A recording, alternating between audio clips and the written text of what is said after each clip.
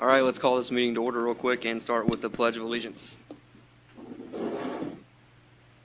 I pledge allegiance to the flag of the United States of America, to the republic for which it stands, one nation, under God, indivisible, with liberty and justice for all. All right, good morning, everybody. Just want to take a moment to reflect on what this day means to a lot of us. On September 11, 2001, we had a horrible terrorist attack on our own soil. So if we could take about a 15-second moment of silence here to remember that.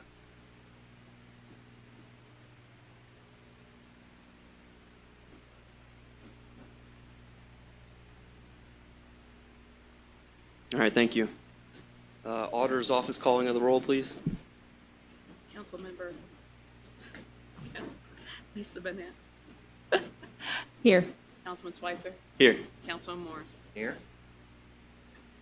All right, any public comments, Calissa?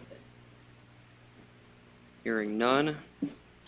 Communications from elected officials, other officials, and agencies of the county? Seeing none.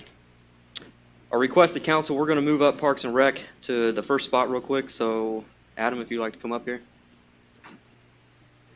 It's ROC 20-034 Parks and Rec, reallocation of existing appropriations.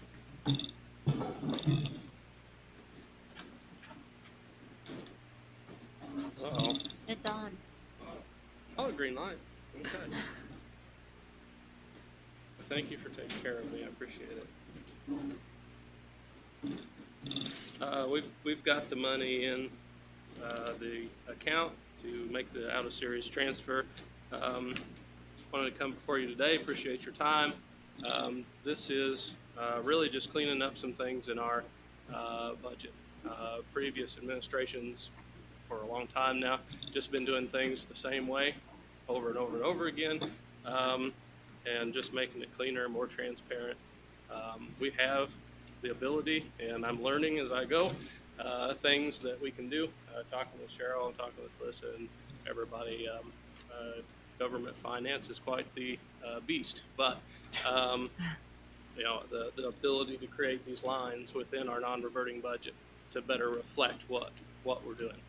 So you know, our mowing contract and the bills that we pay for pumping of our porta johns. Those are the things that we've been paying out of our non-reverting lines that better serve in contractual services and not miscellaneous is where we're going to pay those for the rest of the year. That's where I wanted to pay those instead of out of miscellaneous, so that it was better reflected. I also put in the request to council just so that it doesn't shock anybody next year when we get the new numbers coming in. We've got a lot of parcels that are going to change at the end of this year. When we get the new numbers for mowing, when we get the new numbers for the pumping and all that stuff, we'll have this contractual services line that I know is available to me. We'll take that number out January, February next year, and we'll be paying it out of that contractual services line all year next year. That way it's clean, it's transparent, and it's there for everybody. All right, thank you. Ms. Spence-Bennett, you have any questions?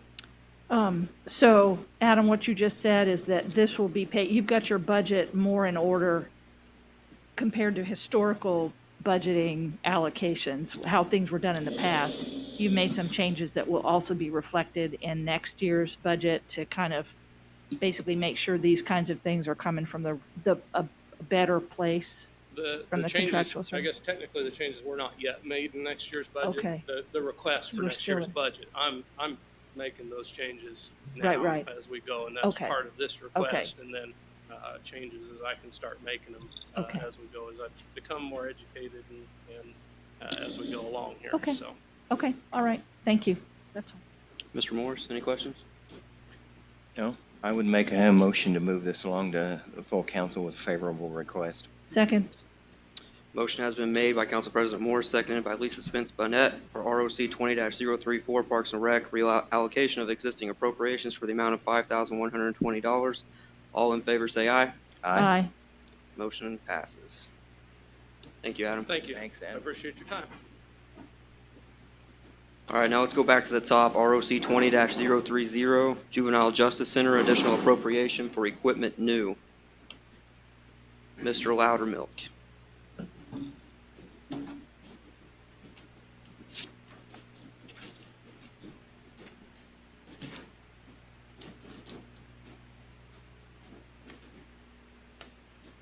Thank you. Thank you.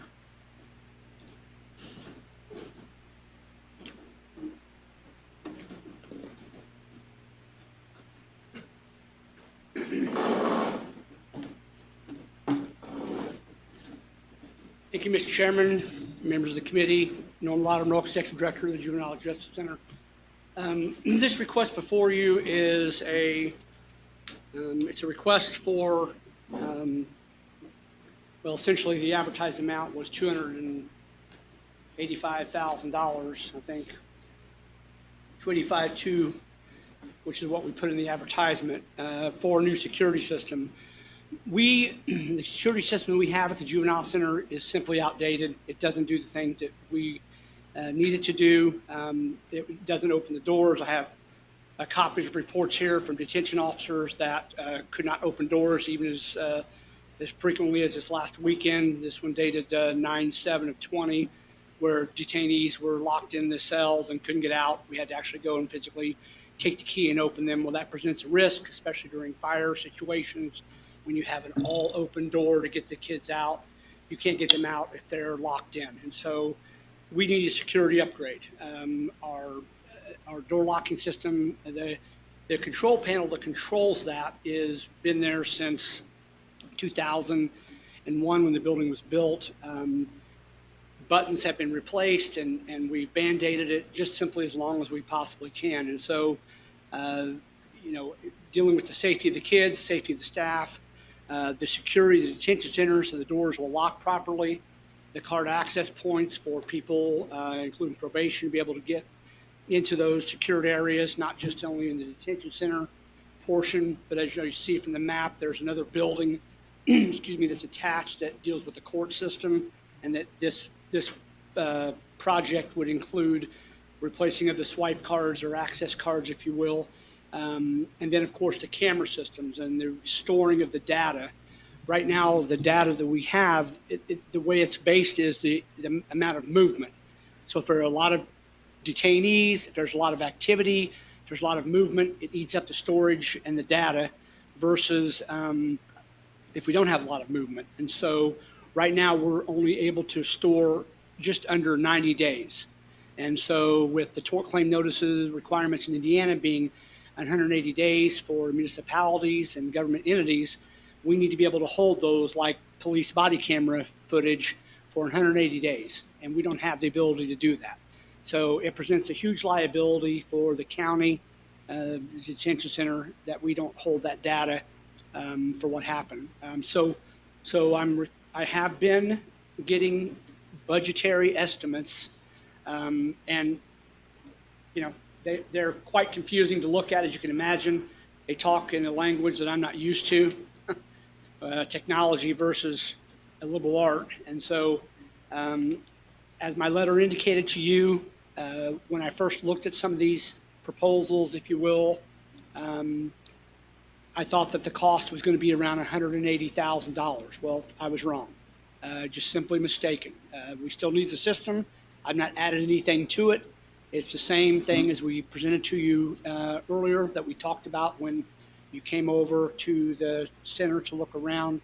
But the cost now is more between about $230,000 to $260,000, up to $287,000.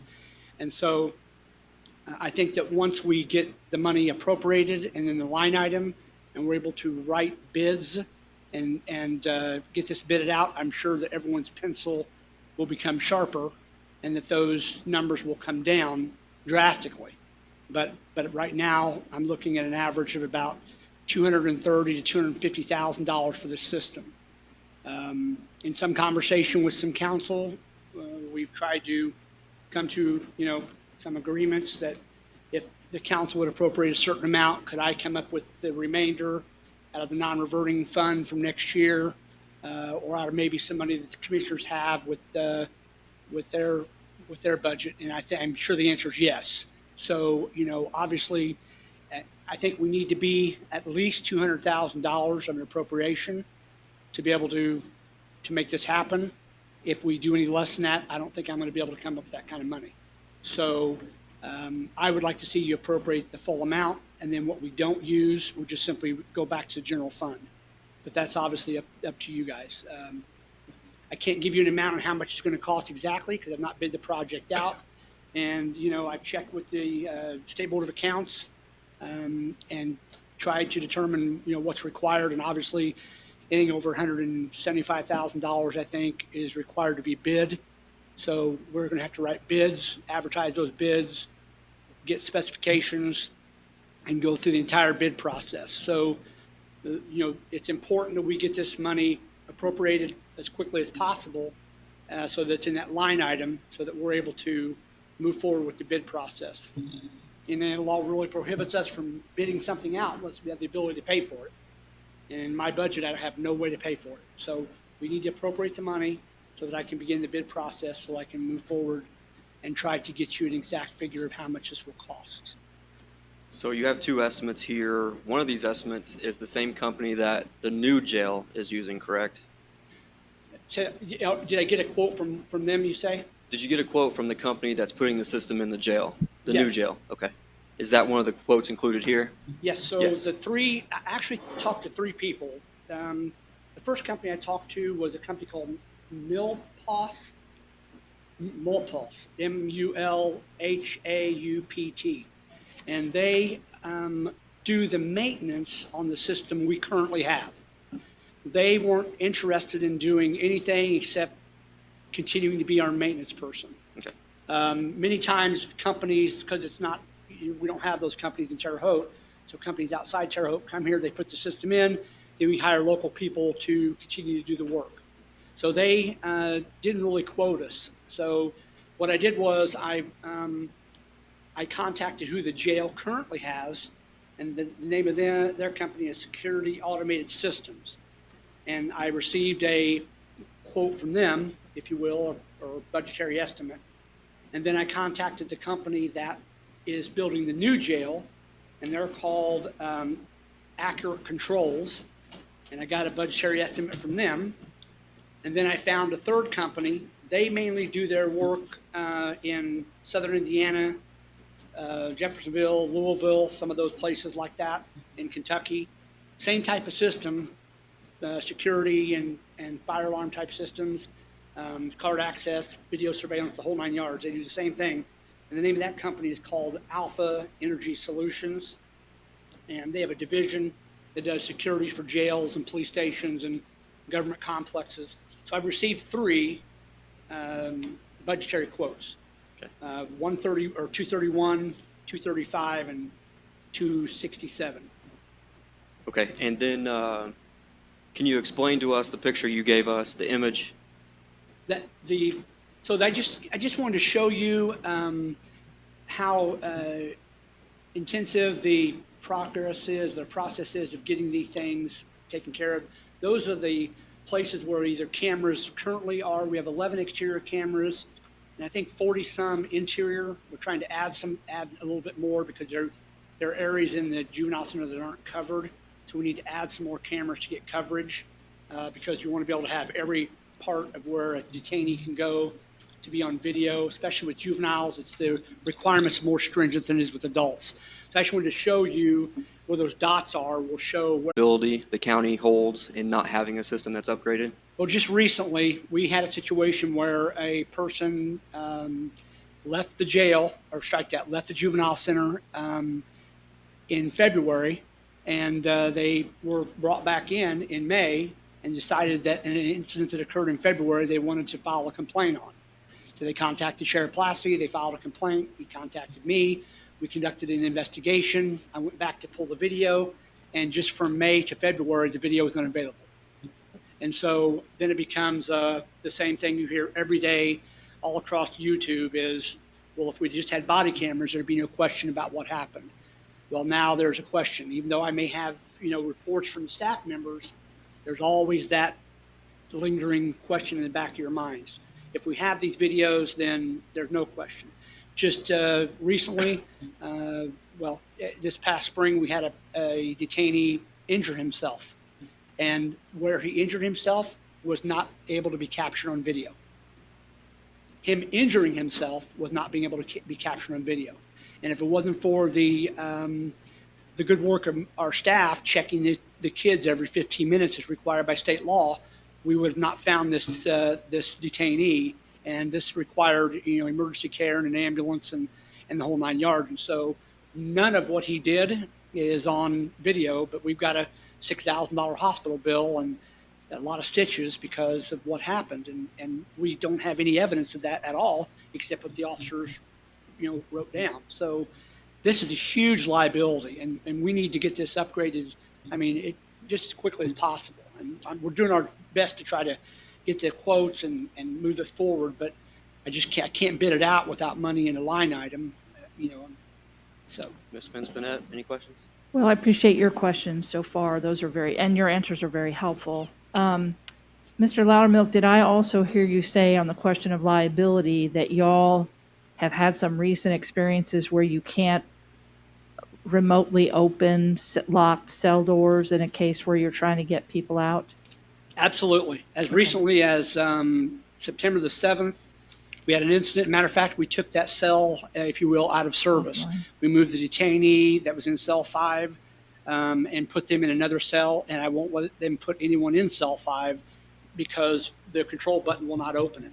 So that means if something happens in that cell, if the child decides to harm himself, which we've had happen, we would have to run from wherever we are into that cell in order to be able to, and then manually open the cell.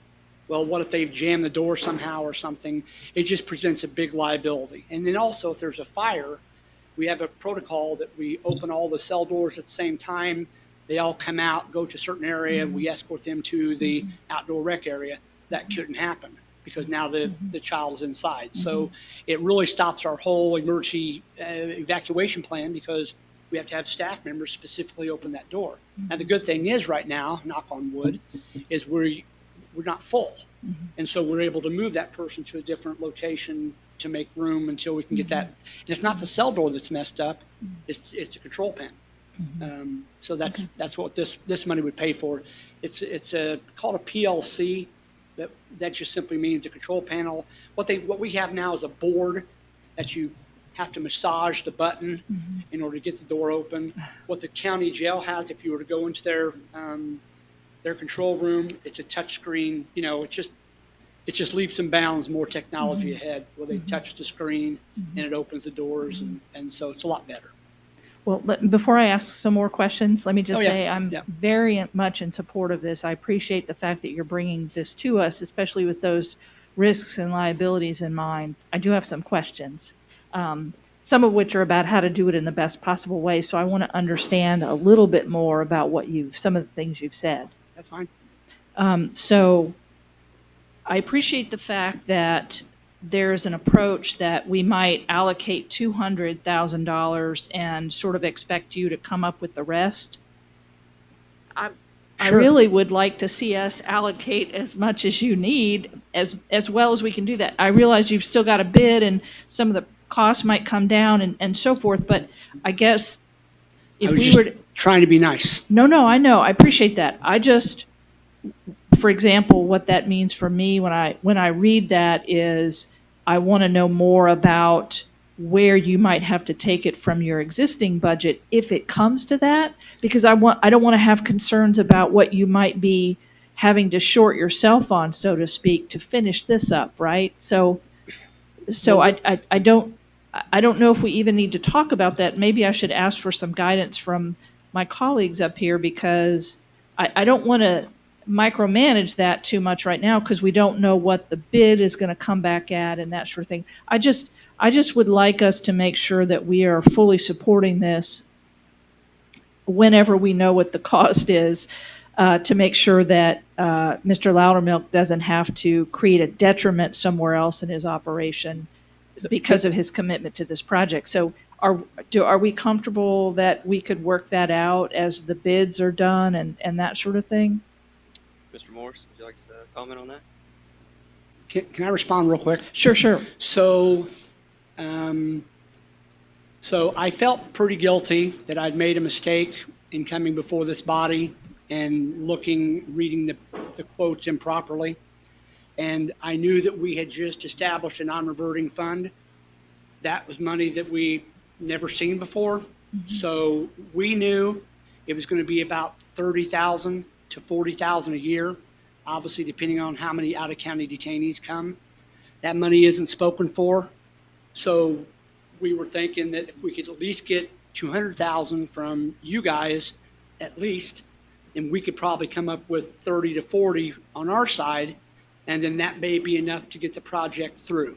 And you're thinking that might come from your non-reverting? That's Fund. the only place I can take it from, Okay. because the general Okay. fund budget is all spoken for always. Right. You know, the non-reverting would be those extra things that we'd like to try to do to fill in the gaps. However, if we're in a giving mood, then, you know, obviously the best thing would be to fully fund the project at the highest bid amount or the highest quoted amount, which was the $287,000. And then when the costs come in lower than that, then it would just go back to the general fund. And Okay. quite frankly, no harm, no foul.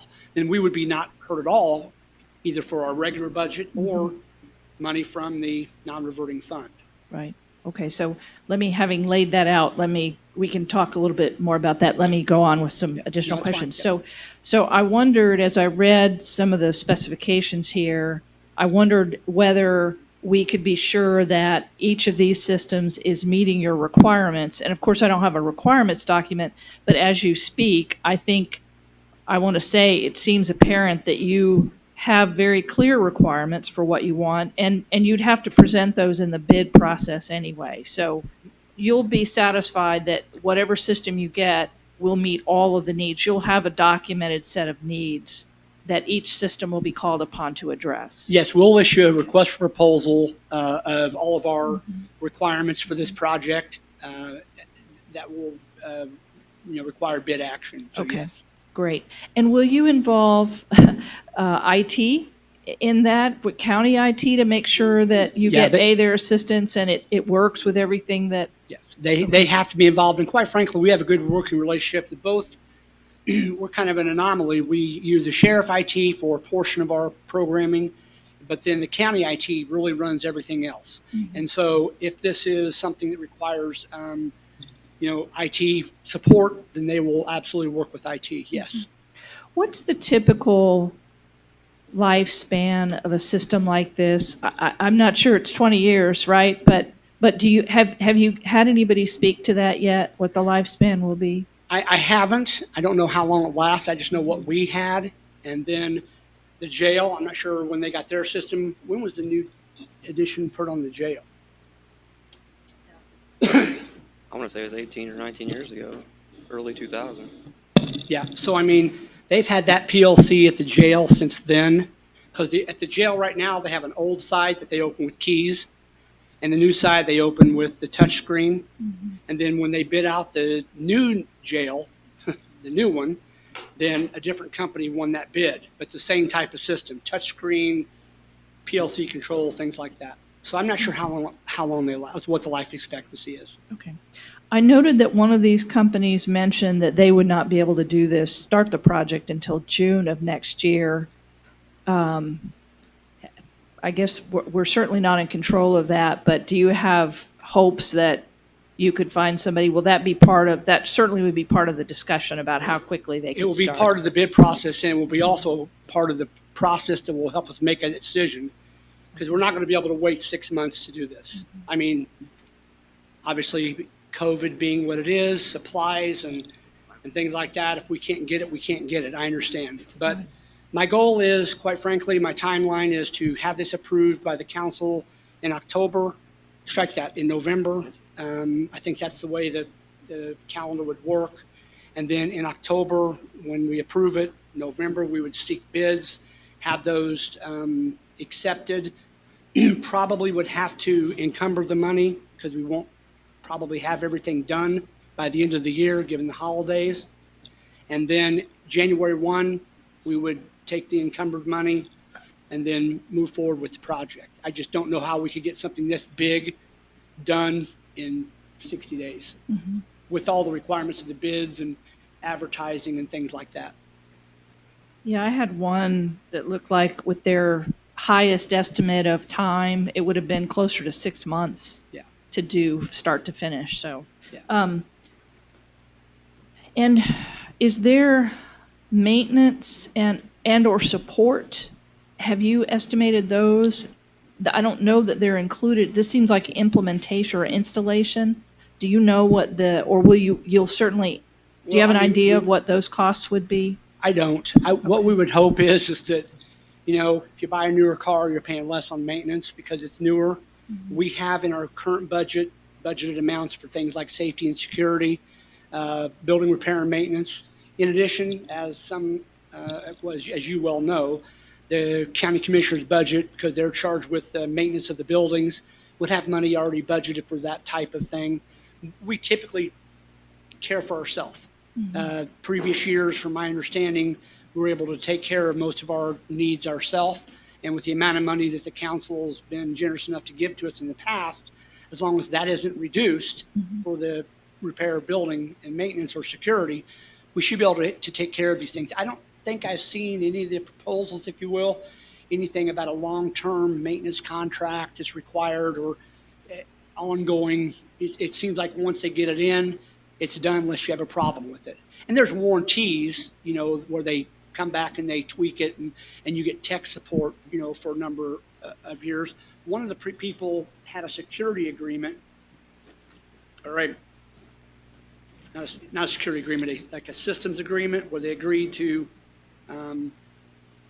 There was some 24, I saw some mention of 24 by 7, sort of 365 support in one of the proposals, and then the other seemed to be a little bit vague. 19,000 for the silver plan Yeah, or 13,000 for the bronze plan. I'm kind of looking at maybe the tin plan, you know what I mean?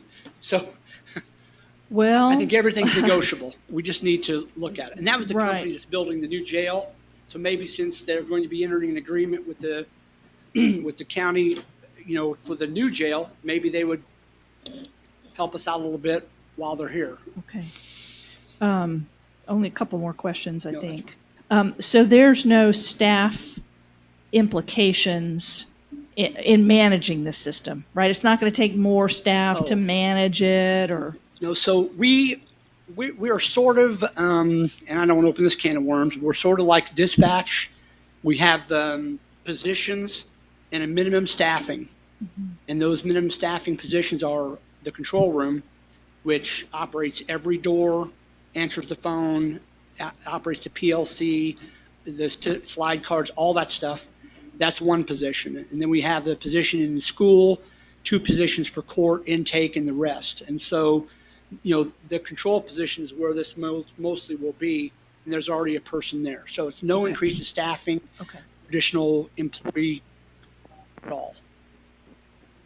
Okay.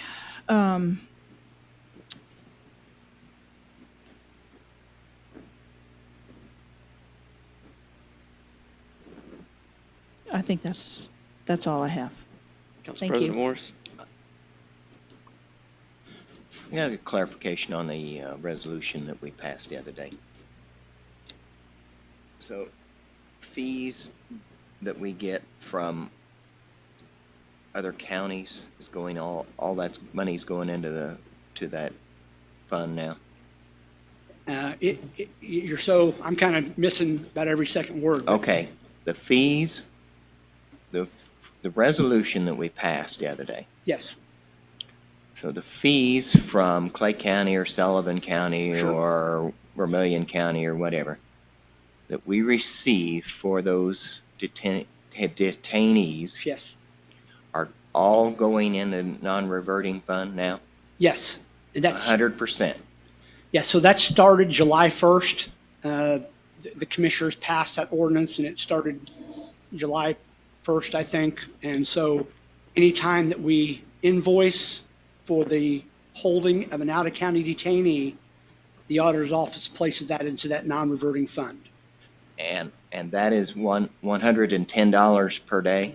Not now, Okay, 125 a day. 125 It a used to be day. 110 before, but yeah, now so it's 125. Okay. Just for clarification, Mr. Morris, that's $45,625 a year for one out-of-county inmate per day. Yeah. Did you catch that, Norm? No, If you have one out-of-county out-of-county detainee yep, every day for 365 days, that's a total amount of $45,625 okay. for just one. And so basing it on what we've, and I don't have that with me, but basing it on what we've made, strike that, basing it on what the county has brought Right. in for County. revenue Right. over the past 3 years, it's gone up steadily as other probation officers in surrounding counties realize we're in this business, if you will. So we went from 27,000 to 30,000 to 35,000 to, I don't know. And then in some respects, COVID has increased that amount. And in some respects, COVID has reduced it. People aren't making the arrest or trying to take the kids home, trying to work it out in their own counties before they send them. But in some respects, we were the only people open for business. So Southwest wasn't taking people, so we did. So we got a few extra people that we normally wouldn't get. So yes, to answer your question, once the commissioners passed the ordinance effective July 1 at a rate of $125 a day, every out-of-county detainee, their county would be billed for that amount when they're released from our facility. Okay. So we've got a facility that will hold 20-some detainees, 19, 19, okay.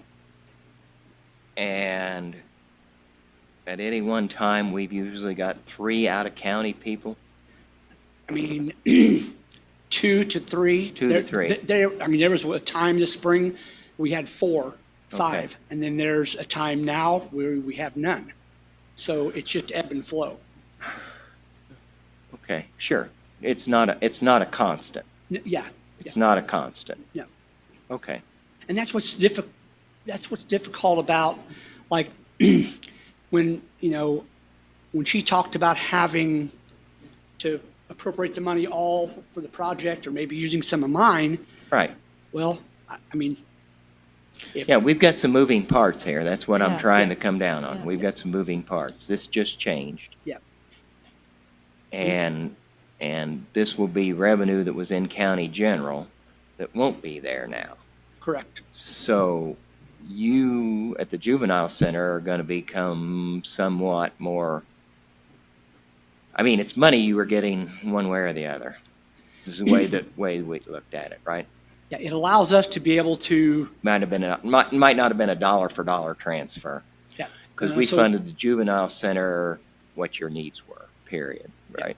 It Yeah. allows us to, quite frankly, take care of the needs without bothering the council for every little thing that we need to do. Well, I would think there's potential for $200,000-$300,000 a year, maybe if you get outside in detainees. No? Let me add on to my facility, we'll do that. Oh, here we Well, go. if you're going to have 11 and you're going to have 6 in there from out of county, that's I mean, I don't think we'll ever have that many. I think that I mean, okay. Well, that's what I'm asking. Yeah, no, I think I that don't want them necessarily. I'm just I think the realistic amount that we expect to make is around 40,000 a year. And the reason is because these other counties, they don't have, I mean, they're poor, they don't have a lot of money. They're smaller counties, they don't have a detention center. They want to adjudicate that person as quickly as possible. So if they get picked up for burglary and they need to hold them and they bring them to our facility, they know that their county is on the hook for $125 a day. So they're going to do whatever they can to make sure they get the person, have them seen by a therapist, have them probation officers come in, have the counselors come in, get that person into court as quickly as possible and either get them released to probation or put to the Department of Corrections as quickly as possible. Okay. All right. Well, as I say, this is a new thing, and so we're not comparing apples to apples, but that's why the question. Sure. And if we fund this, of course, then there would be the, where we want to fund it out of. So I think we may have some options there. So, Well, but the one thing I wanted to say is that, and this goes hand in hand with this request, is if the total amount of money, 287.2, whatever it is appropriated to be placed in the line item, and we go through the bid process and we award this bid and all that, and it comes in lower, then obviously we will only spend what the bid amount is. The rest Right. will go back to general fund. right. So there will be no loss of revenue. We just are putting it in a mason jar for a minute until we get the project done. Yeah, that's what we always hear. Yeah. But also, it gives the council the opportunity to reduce my budget for next year. Sure. Because in my budget for next year, we put in $125,000 for security system. So we won't need that money. Was that for implementation of it? Yes. Oh, Yeah. So the budget, 2021 budget, was pushed forward by the budget committee, I think, and there was nothing that was changed in that budget. So that was with a $125,000 increase for the purchase of this, okay. because we just didn't know when we had to put the budget numbers together what this would cost. So that would give the opportunity for the council to reduce it at least a little bit of, I mean, obviously with the service contract, I'm going to need some of an increase, but it won't be 125,000. Could we fund this out of the, I don't know if this is what you were thinking, Councilman Morris, but could we fund this out of the lit correctional facilities? I think that it's a one-time expense. I mean, I know there's maintenance contracts, et cetera, that there, I mean, we don't assume that it's not going to need some kind of a cost or things like that, but it is a capital expense. It could be funded. There is money in that account. So I think the confusion has come with the different pricing that Mr. Loudermilk's come up with. You know, it's been this amount, that amount, and I think initially he started at about $125,000 and somewhat made some people nervous when he about doubled it. And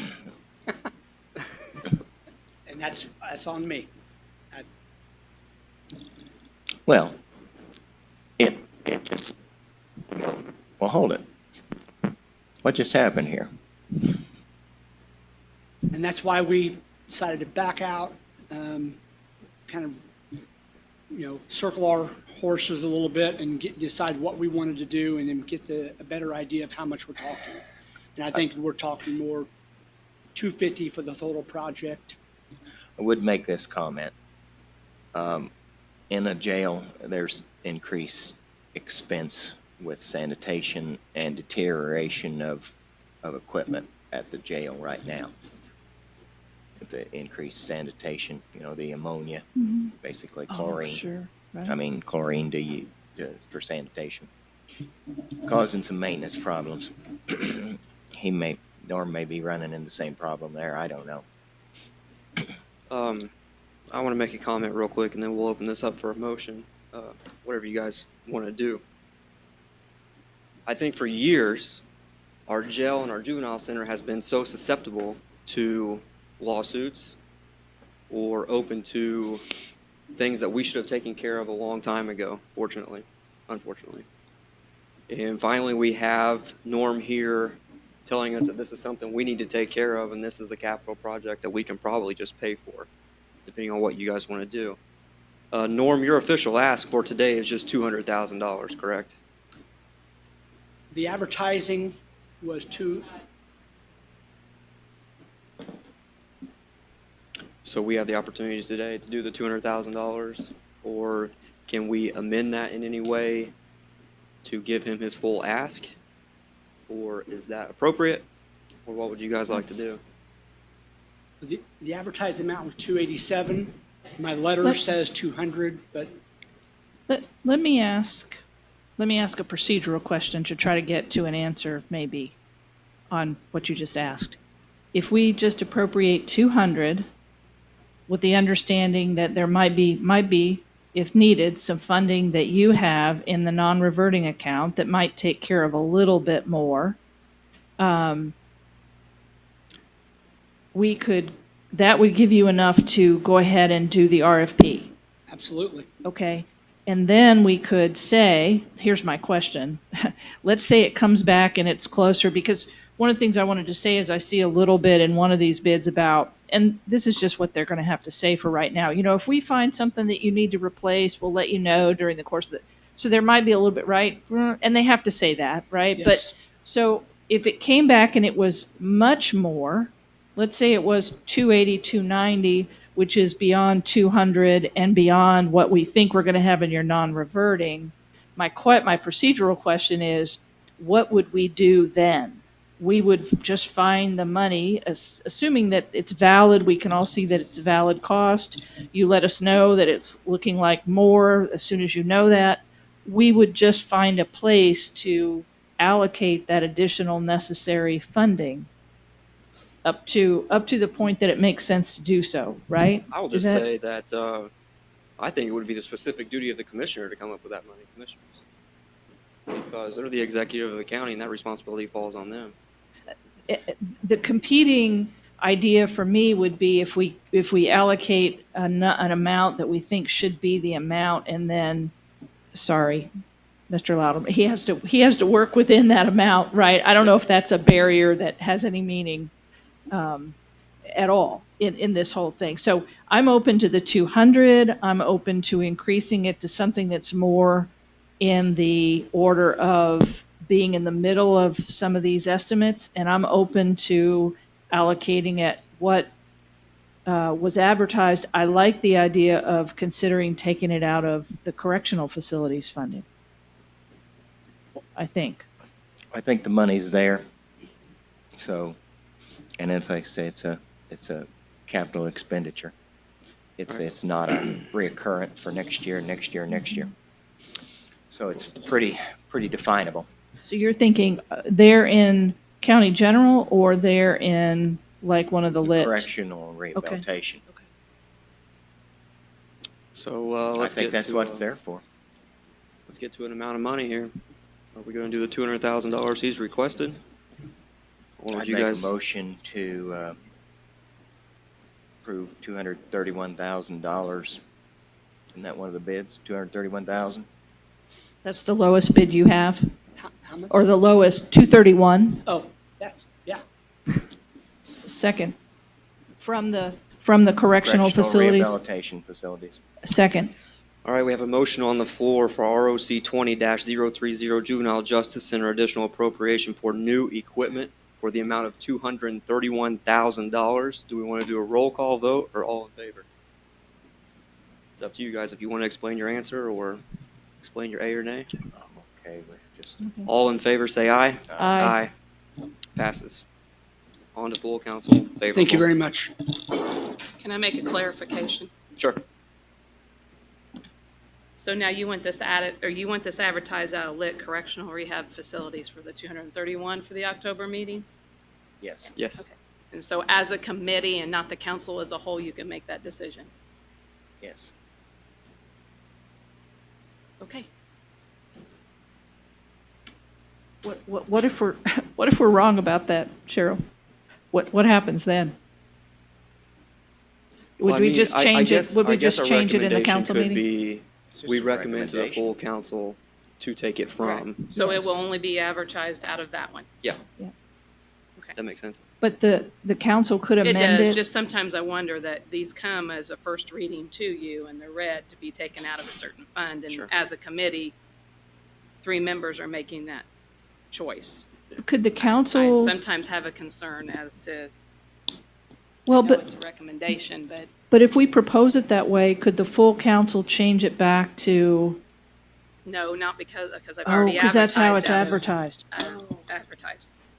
If it is advertised out of the correctional and rehabilitative and the full council is not in favor of that, they can turn it down and they could ask for it to be re-advertised from another fund if that's what Okay, they want. that's clear.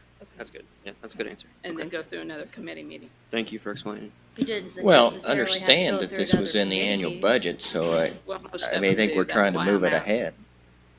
It was also in the Most of annual them have budget, insurance, so okay. that could be, delay it till Sure. next January or February. All right, let's move on. ROC 20-031, prosecutor infraction deferral. Mr. Roberts, additional appropriation for a law enforcement grant, annual law enforcement grant. Good morning. Morning. Morning. I think I submitted the paperwork that was provided to me from the Terre Haute Police Department as part of the request, and it is in the budget packet that you have for today. Essentially, the paddy wagon vehicle that the Terre Haute Police Department currently has is about as old as one of the council members sitting up here today, I think. Mike? I'm not sure which one, but it's old. And the rise of COVID has certainly increased their use of this vehicle, not only for the Terre Haute Police Department, but it's also called upon by all the other law enforcement agencies in the community. So earlier this year, they began to look at the process rather than just constantly repairing this vehicle and having an out-of-date vehicle as far as security measures are concerned in replacing the vehicle. The quotes that you have are the for the vehicle and the modifications to the vehicle so that they could upgrade that. I'm not being loud enough, really? Sorry. And so they reached out to us to see if we would be able to assist them in the purchase of that vehicle out of the infraction deferral funds. We recognize that the income in that line item has dramatically diminished. Because of that, we have turned away numerous requests that have come to our office, but because this benefits all of the law enforcement agencies in the community, it's a safer method of transport for the officers and for the prisoners both. And it's a timely need for, it's been a need for a while, but it became a much higher priority with the current state of health for all those people that are involved in the process, from the officers to the jailers to the suspects that are transported. So we recognize the limits of the infraction deferral money that's available, but this is easily one of the highest priorities and impacts all the agencies. So we are asking that this amount be appropriated. So you're asking for 35,000. Correct. Okay. So total cost for the vehicle and the retrofitting is 56,405 minus 35,000 appropriation. The $21,405 is coming from. The Terre Haute Police Department and potentially a grant that they've applied for I believe, $12,000. So Terre Haute Police Department's on board. Yes. Okay. Mr. Morse?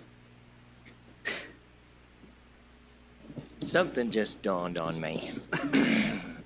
It's the mask. So, this vehicle sits there day in and day out. So when they get a call, you probably don't know this, but when they get a call for a need, how do they staff that? How do they staff the use How of does that vehicle roll? That I don't know. I do not know that. I believe I can answer that one for you. Thanks. Most of the time, if an officer's out on a call and there's a need to transport someone to the jail, if there's not someone that has been assigned to that vehicle for the night or day, I should say, Okay. another officer will go in off the street, take their car, pick it up, and meet them at to transport the. Yeah. Okay. So I'm they just try curious. to assign one, even though he may be patrolling, Right. he or she may be patrolling, Right. that they will be the transport officer for that night, That If- shift. for that shift. That I'm sorry, I shift, keep yeah. saying, for that shift. If not, then if that officer is on a call and they need a transport, one will go and pick it up, meet them at the, Okay. Call. Who handles that? 911?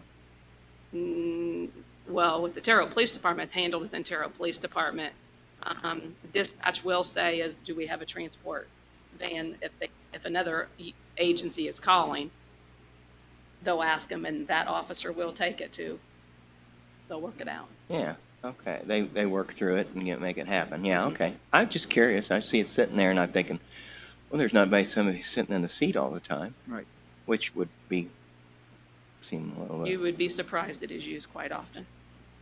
well, And this vehicle has 3 separate areas, so it will be, again, safer for the people being transported if there's concerns about someone having some sort of contagious infection. They can be isolated easier. It's an easier to clean vehicle, and it also has the ability for the people in the cabin to monitor through video the people that are back there. Those are all things that they don't currently have in the vehicle. okay, thanks. I'll say with my line of work, I appreciate the medium roof. You can actually stand up inside these vehicles. Yeah. So there's plenty of room. So it makes it easier for the inmates or detainees Oh, yeah. and the officers. Ms. Spence-Minette, any questions? The city is going through its budget process right now, correct? Why would this, since this is largely, and correct me if I'm wrong, we haven't given us sort of proportional numbers. It's used by others, but I'm not sure how much. So why would not the city have, the THPD have put the full ask for this in their budget, since what's is going on now, since this is largely a THPD vehicle? I can't speak for someone else, but what I will say is the Terre Haute Police Department writes the large portion of the infraction citations that ultimately result in this income. And so that's why, generally speaking, we have approved more dollars towards the Terre Haute Police Department than we have other agencies when they're asking for requests for expenditures out of this line item. We very rarely use this line item even for our own benefit, other than a couple of things that are part of the annual budget in there, such as office supplies. And recently, we moved our travel expenses out of county general and into the infraction deferral budget, just to, again, try and be better stewards of the money that were allocated by the citizens of this community. But because it is a line item of income that's generated through law enforcement efforts, we try to use that money for law enforcement purposes. And why don't we use it for other purposes? Are we prohibited from using it for other things? Could we use this $35,000 from infraction deferral to defray the ask that's coming to us next for indigent work release? Is there anything prohibiting us from doing that? Whether or not the prosecutor's office wants to use the money for that purpose. That would be the only thing I could say that would prohibit it. Okay. I'm not saying we do or we don't. I'm just saying. No, right. It's our income stream. It just has to be approved. The expenditures have to be approved through you. So whatever, Okay. ultimately, whatever Terry wants to use that money for, we bring it to the council and we request your approval for those. So it could be used for some other purpose, not to say it would be, but Right. like something that's similar to. For example, in the past, it has been used for salaries of people within the prosecutor's office. Unfortunately, what we found, similar to the concerns that Mr. Morris was raising earlier, when you have things that are repeat expenditures every single year, there was a point in time where both the infraction deferral and the pretrial diversion line items, which are both income line items for the prosecutor's office, but the county, through all of their balancing of the various financial issues that the county faces, asked us to pay for salaries out of there, and both of those line items were knocked down to zero. There was not a dollar in those line items to pay salaries mid-year, and so that had to be addressed with the council and modified. So you've got the fluctuations in income, which are always a concern, but it's been used for multiple different purposes in the past. And I guess my final point is the city is now getting, what, $1.8 million in public safety lit funding after the county, as a result of the county passing the lit taxes in 2018. So there's $1.8 million that is funding that they are receiving through the county flow, if you will, as their half of that lit tax or that lit bucket that is dedicated to public safety right now, right? I just want to make that point. Okay, that's all. Thank you. Any further? Make motion to approve this. Favorable? Favorable, yes. I won't second it.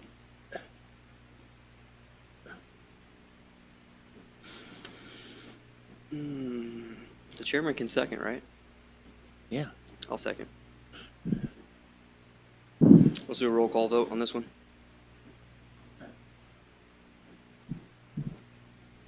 Nay. Aye. Aye. ROC 20-032 courts, additional appropriation.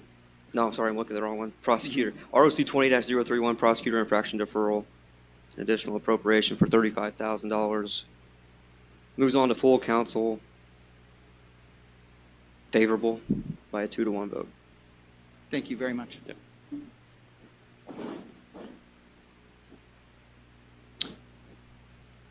All right, any questions, Cheryl? Good? Judy, good?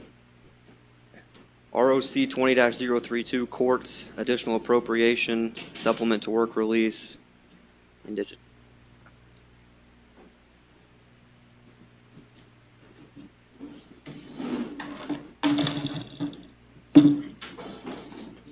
Shut that over here. Mr. Watson, how are you?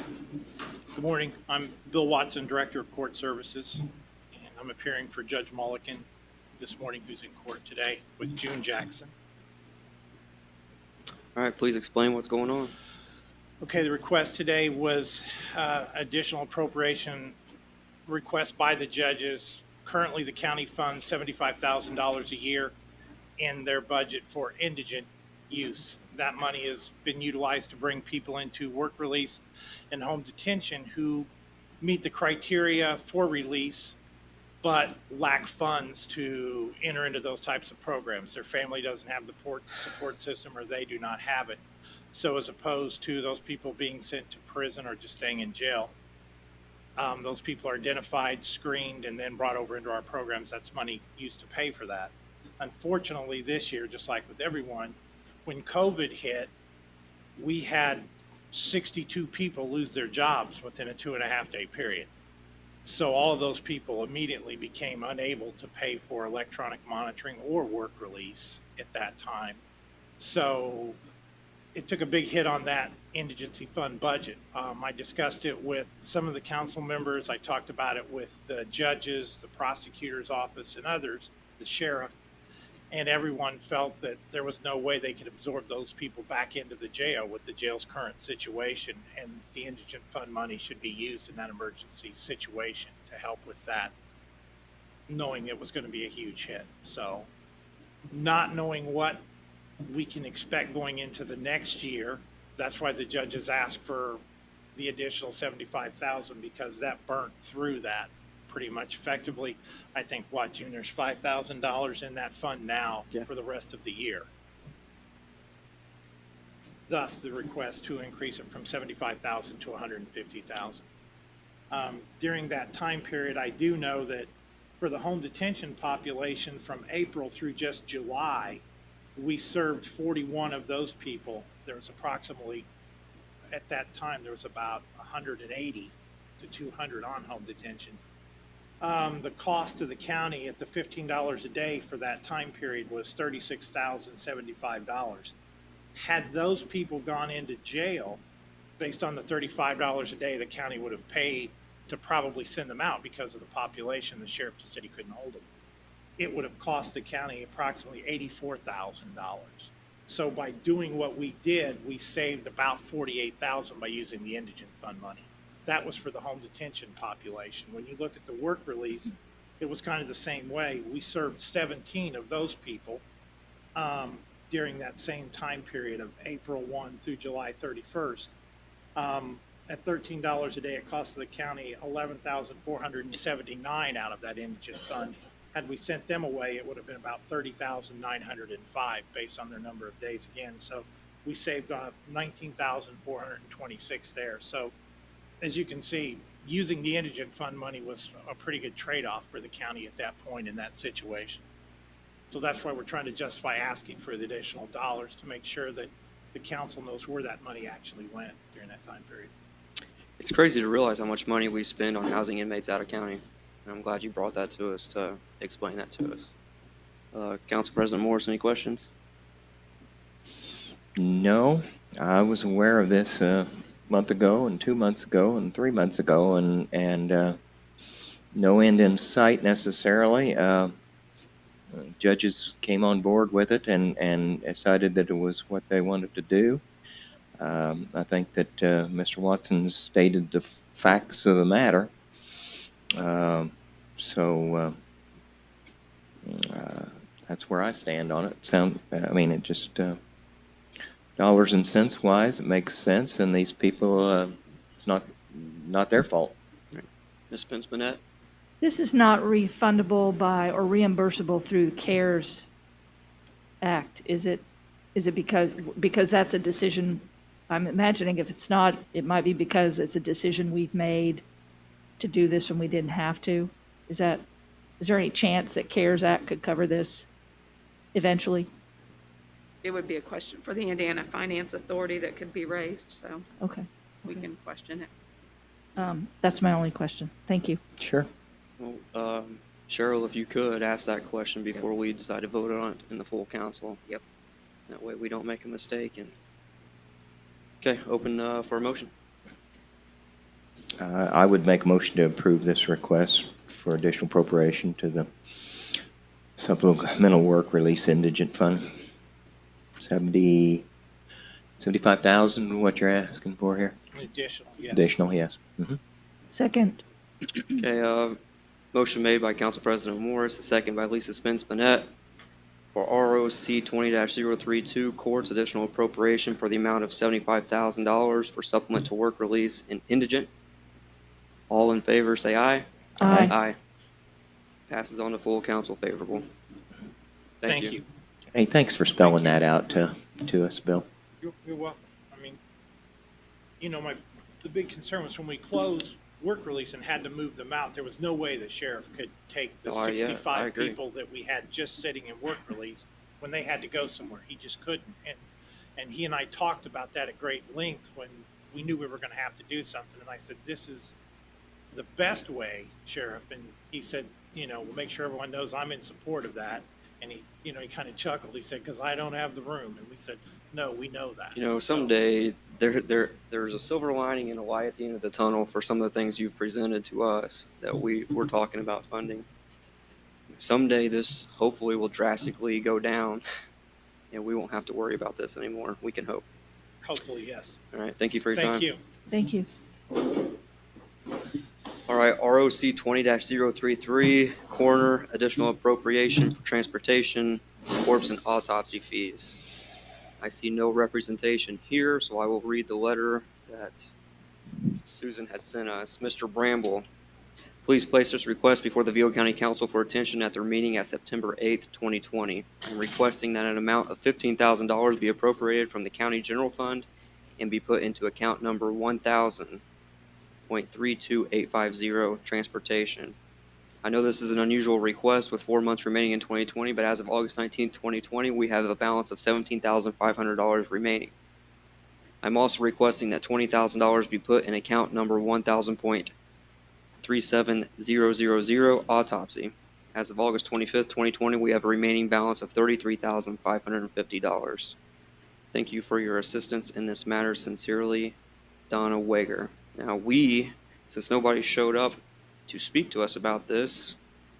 Councilman Schweitzer, Yeah. I received an email yesterday from Donna Weger that she was on vacation and she requested that we reschedule her, but I explained it was the only meeting available. And if they could send somebody else, that would be ideal. So we can send no rec onto the full council, or if you guys want to discuss any of this, we can do that as well. I don't know why we couldn't send it on to the full council with no recommendation, and she can represent herself at the coroner's office, can represent themselves at the full council meeting. These are standard things that we've tried to address at annual budget each year for the last several years that I know of. The numbers are the numbers. They multiply out to this number of autopsies, this number of transportations, and this is a cost. we've tried to remedy it several times at annual budget, and seems like we fall short frequently. I will add to that, Calissa and I were just doing some quick arithmetic Yeah. before we came in here, and the numbers that they're requesting don't seem out of line for what they might need very well based on their typical run rate through the end of the year. They're certainly not asking for what looks like more than they will need. Yeah, if I had to guess, I mean, based on the calculations, they're not asking for enough. So they may be back in November. Okay. Or either that, holding them and paying it out of their 2021 budget. I'm open to a motion. May I say, Yeah. could we ask them to double check what they're asking for when they come to the full council to review this? Could you have a conversation maybe with them, Calissa, about, I mean, I don't want anybody to ask for more than they need, but let's just make sure that they can express that they're not asking for a number that's just going to turn around and have them back in front of us in November, if you will. I don't know. How do y'all feel about that? Well, this time you want advertisement, correct? So if you move it ahead to the council advertised at this Okay, amount, then at we this won't amount. have that Okay, ability. Okay, We all right. can reduce it, correct? okay. You, But we, Sure. you can reduce it, but they've Okay. asked for a total of $35,000 for the two accounts, and I would guess in transportation alone, just based on what they've spent in the first 8 months, you know, that by using those numbers, that they would need approximately 35,000 to get them through the end of the year. For transportation? Yes.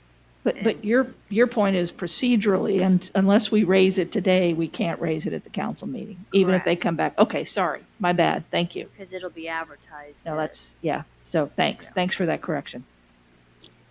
So you think that transportation would be more in line from 15,000 to 35,000 possibly?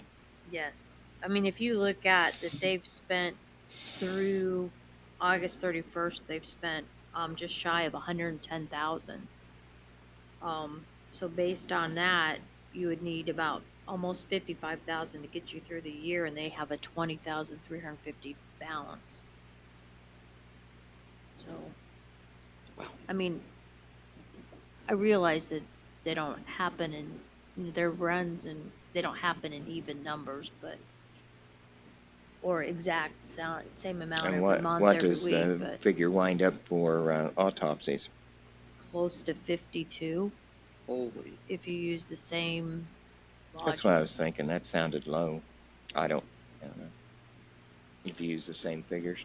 Well, we can obviously make a motion for more money and advertise it as such, and then reduce it at the council meeting if they have representation here.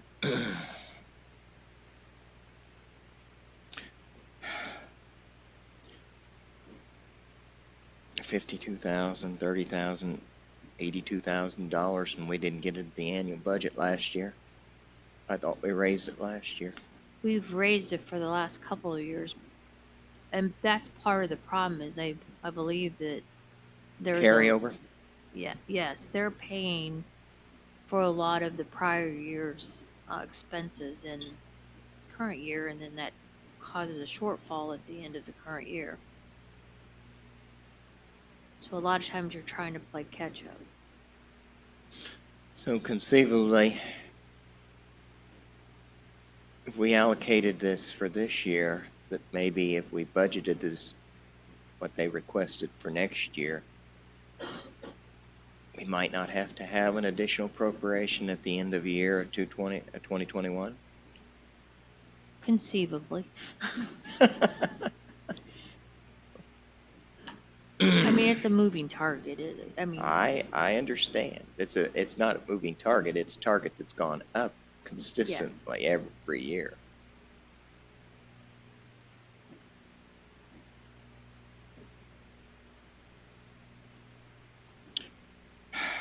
Well, so how do I change this request? Just say to make. Does it have to be in motion form? it would have to be in a motion form, yes. All right.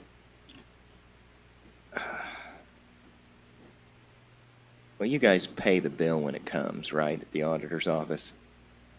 So that's it, period. Well, as long as there's an appropriation. Well, what I mean is if you've got $20,000 in there and the bills are 10,000, you don't pay out 20,000. Correct. It's based on the appropriation and based on what is turned in Yeah, from I know. the coroner's office. I would make a motion to change the request for account number 1000-328050 to 30,000, not 35,000, 30,000.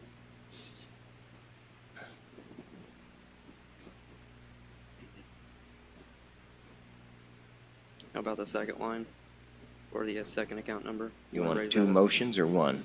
You I can think do we it can- in one. All right, well, and then to change the other account line for additional, from 17,500 for account number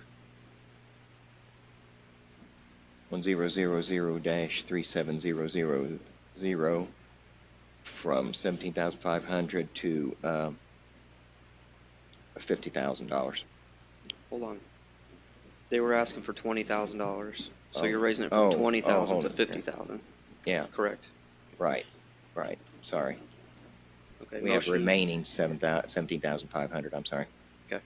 So to be clear, motion on the floor to raise account number 1,032,850 from 15,000 to 30,000.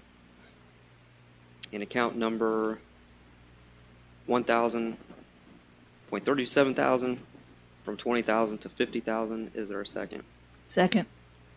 Motion made by Council President Moore, seconded by Lisa Spence Bennett. All in favor for a favorable recommendation to the council, say aye. Aye. Is that good for you, Karen? Motion to adjourn. Second. All in favor, say aye. Aye. Thank you.